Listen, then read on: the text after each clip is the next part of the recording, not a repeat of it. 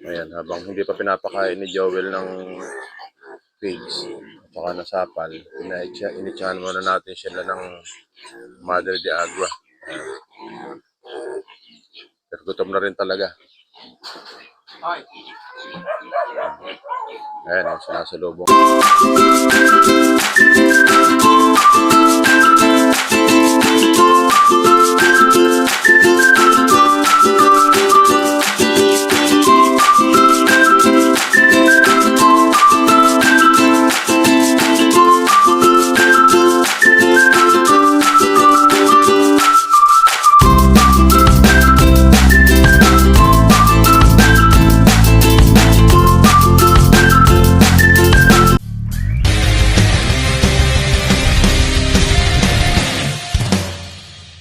So ayan nga mga kabrad, isang napakaulang umaga po sa atin lahat ngayon. Nandito po tayo sa ating mini farm at umuulan. Ako, sama ng panahon. So ayan mga kabrad, wala tayong magawa ngayon dahil siyempre umuulan. Inagahan lang natin ngayon mga kabrad. Siguro dumating tayo kanina rito mga 5 or 5:30. Inagahan nga natin para kasi kahapon hindi tayo napunta dahil meron tayong ibang ginawa. Ngayon yung day 6 yata ng ating yung anak ni Tisay. So ito mga kabradyado natutulog. Ayan. Tapos si Tisay, pinakain ni Joel ng maaga para kung magutom mo siya, meron pa dedede sa kanyang mga biik. Ito. Kasi madilim pa rito. Ayan, naka ako ng flashlight. Ayan, maulan, mga kabrad. Ingat po tayo. Safe para sa uso ngayon ng sakit. So, ito yung mga native natin si Bruno. Ang taas na ni Bruno ngayon, mga kabrad. Ang ganda ng niya. Kaya itong mga lahi natin na ito, lahi na ni Bruno to.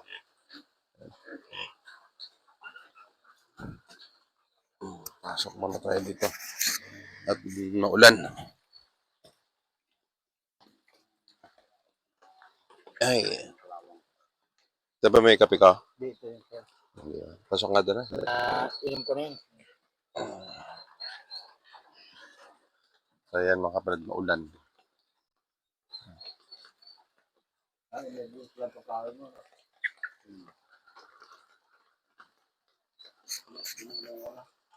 Tapos yung yung balon, ang daming tubig, ba? Malahati na. Hindi, sobra. Sobrang natin. Tapos namitas kami kanina ng talong ng okra mga kabrad. Yan lang yung ating napitas. Bagong unang pitas natin yan mga kabrad dito sa okra. Tapos yung sitaw naman natin, ito, konti lang ngayon dahil kumbaga pagulang na yung ating sitaw, magtatanim na lang ulit tayo ng panibago. Sana maasikaso natin, makapagtanim tayo ng talong, sitaw uli, tsaka yung okra, dadagdagan natin. Ayan. Gaganitong umulan dito mga kabrad, hindi ka talaga makakagalaw ng maayos dahil una maputik. Ayan. Doon sa natin, well done, wala pang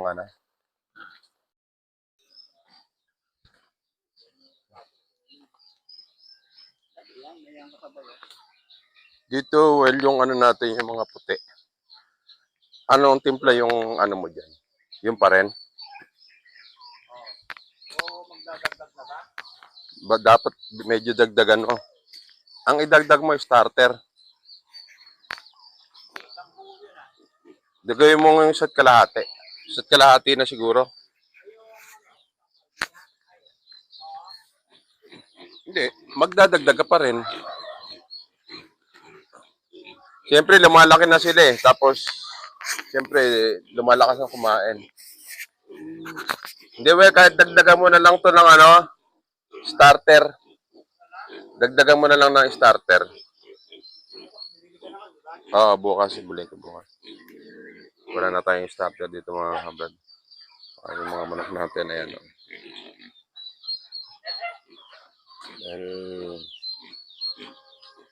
maulan. Kaya,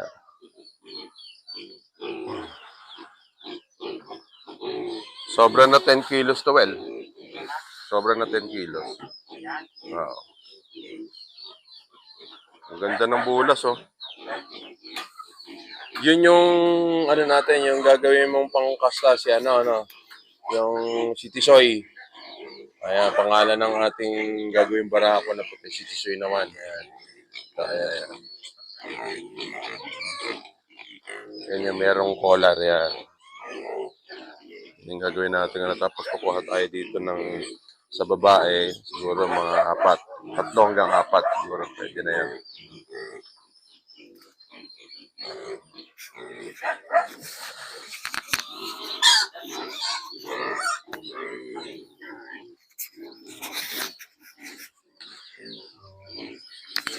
Ayan, habang hindi pa pinapakain ni Joel ng pigs at saka nasapal, initsahan muna natin sila ng Mother de Agua. Pero gutom na rin talaga. Ay, Ayan, sinasalubong na si Joel. Ang tataas na rin pala, Will, no? isang kalahati, starter. Okay, isa't kalahati ng starter. Dalawang kalahati, Sapal ng taho. Ngayon lang po, nagdagdag. Okay. Yeah. Basta ganyan na ngayon yung timpla mo. Yan. Dinadagdagan natin ng konti yung kalahating takal yung starter para doon sa ating sapal ng taho. Ayan. Rumble talaga, oh. Mukbang, oh. Hmm. Sarap lang tingnan ng mga kabrad pagka nakikita mo yung mga alaga mong ganyan na nag-aaga-agawan sila sa pagkain. Pero once na nakita mo na hindi lumalapit o merong hindi lumalapit, ayun, doon kakabahan. Pero pagka ganyan, okay lang. Ayan. Ibig sabihin yan, masigla ang ating mga alaga.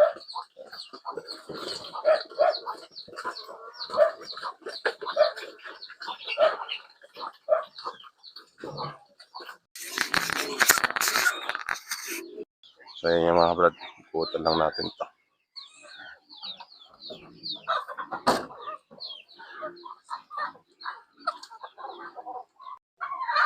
Dito lang ang problema rito mga kabrad. Pagka ganyan tag-ulan, ayan. Ito open. Kaya tingnan nyo naman ang ganda dito sa paligid mga kabrad.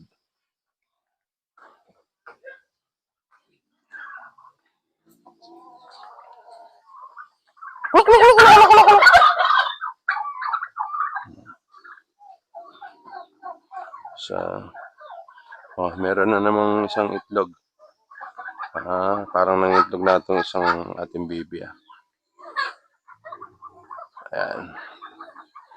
Ito, ang dumi ng itlog na ito. Ito yung pag pumupunta sa labas. Ayan, pagtongtong doon. Puro putik. Mga nakaupo yung ating native. Tapos dalawang mistisong Rhode Island. Ayan.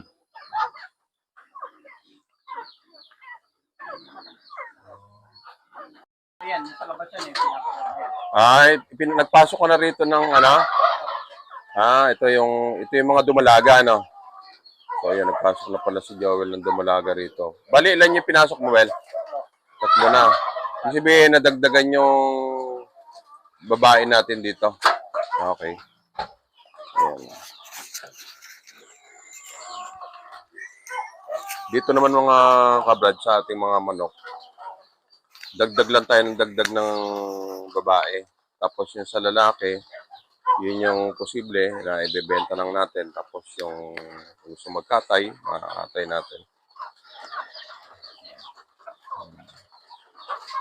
Pag medyo lumuwag tayo mga kabrad sa ating trabaho, at natapos na yun. Pag pumokos na tayo dito mga kabrad, iaayos na natin ang bala ko dito. Iipunin natin niya yung mga babae na manok. Tapos meron tayong uling breeding pen para hindi yung ganito na kung Plymouth Rhode Island, ganun yung gagawin natin din. Pero sa ngayon, okay naman yung kanilang kulungan dito dahil yan, nung kalakasan ng ulan, walang bakas na nabasa dito. Ibig sabihin, um, safe sila rito. Ang basa lang, yung pagkalalabas, yan. Pagka dito sila dumaan, papunta doon. Yan, putik. Kaya lang, yung mga iba nating inahin, pag pumunta dyan, tumungtong dito sa Itlogan, ito nangyayari. Yan. Well, yung isang itlog dito sa Bibito, bago. Bago. Ibig sabihin ng itlog na itong bibe, no? Okay, ayos.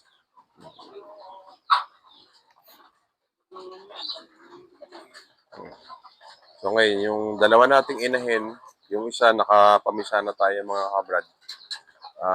Yun, patuloy na tayo sa pagpaparami ng ating mga bibe.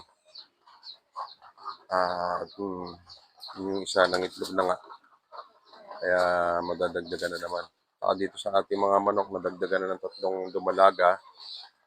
Nilagay na ni Joel para dagdag sa ating mga inahin.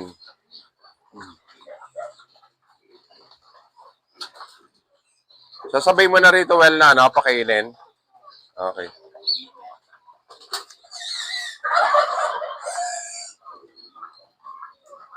Ang palalagyan mo rito, well, ano, yun.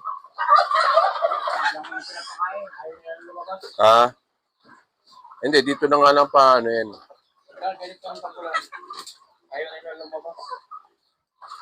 Ito, linisin mo lang yung ano, gulong. Ay, mabuti na. Nagdoon mo lang tubig dito pa yun. Ayan.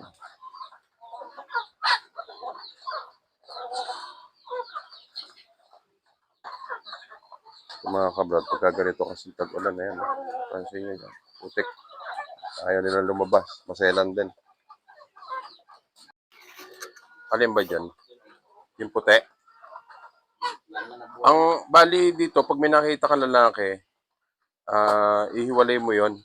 Basta puro babae ang ano dito. Yung kasama, ang bali ang lalaki lang dito, yung 2 Plymouth, sa Rhode Island. Tsaka ito, ito kasi yung parang, ito yung humalo dun sa ano, yung naging breed natin nung panguna, yung Huluano. Ano, yung mahaba leeg. Tapos itong puti na ito, lalaki, iyan mo yan, bukod mo yan. Kung mataba naman, sarap na tinola yan.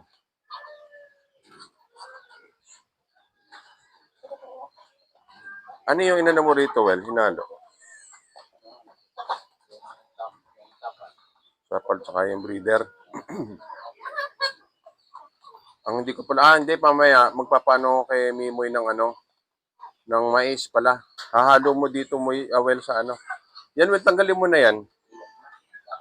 Tanggalin mo na yan, tapos lidinsin mo lang yung ano, no. Wala na yan. Para malinis na. Dito, well, pagka ano, bukas, papabili ko mamaya kay Mimoy ng mais. Pag pinakain mo sila, bago mo sila pakainin ng ganyan, kargahan mo ng mais. Na? Tapos, bibili rin ako ng GMP3. Ihahalo mo rito pag kumakain. Kahit ano lang, kung 2 beses, 1 beses mo siyang sa isang araw lagyan ng ganon. Tapos, alternate lang. Yung una-una, napansin ko dito sa ano natin, marami siyang itlog, konti ang napipisa. Ibig sabihin, yung similya, hindi maganda. Hindi. Dun sa ano, yung sa kinakain siguro nila, medyo dagdagan natin ng ano yan, ng mais, tsaka yung GMP3 nga.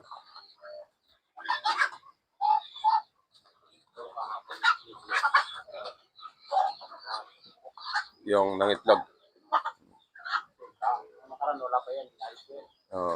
Hindi, ito nga. Hindi, buti na lang at misa na to. Nangitlog.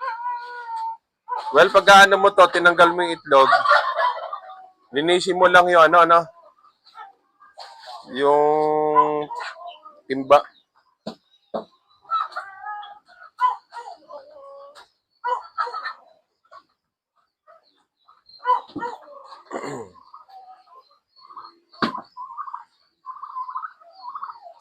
Kaya lang, well, lagay mo ng tubig yung Abetrasin yung tubig nila. Pag ano.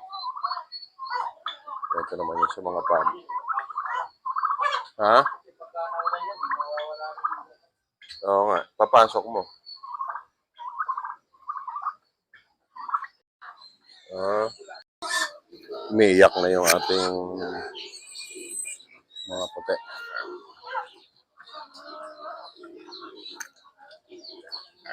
Si Brown kumakain na.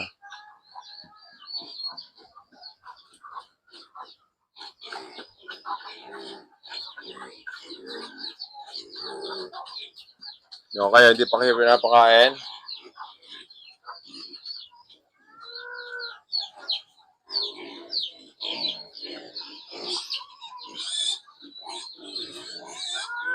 Yan dito mga kabrother, napakadamo ngayon dahil panahon na nga ng ano ngayon, tag-ulan.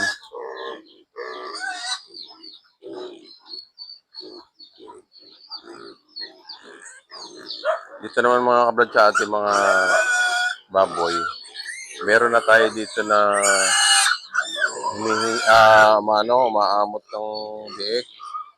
Kaya lang, meron tayo ibang kausap dito na pagbibigyan natin ito. Ang parang 4 yata o 5. Yung basta yung matitira dito sa ating mga alagang native nito, gagawin natin inahin at saka yung barako.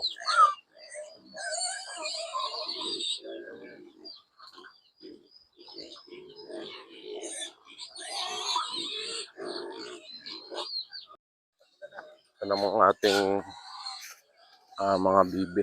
Tingnan natin. Ito, dito siya. Ilagay na ni Joe dito sa brooder. Yan. Kaya mas safe sila rito, mga kabrother.